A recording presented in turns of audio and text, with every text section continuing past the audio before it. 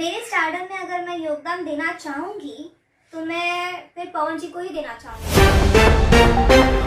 नमस्कार दोस्तों, भोजपुर के ओनली वन की पावर स्टार पवन सिंह का हर हर गंगे मूवी को लेकर काजल राघवानी की तरफ से आई बहुत बड़ी बयान। जी हाँ दोस्तों, काजल राघवानी ने बहुत बड़ी खुलासा कर दी है हर हर गंगे मूवी को लेकर। तो क्या है खबर, पूरी जानकारी बताएंगे इसी वीडियो में। तो लास्ट तक बने इसी वीडियो में। अगर आप मेरे चैनल पर पहली बार आए तो वीडियो को दिल से लाइक कर चैनल को सब्सक्राइब करना।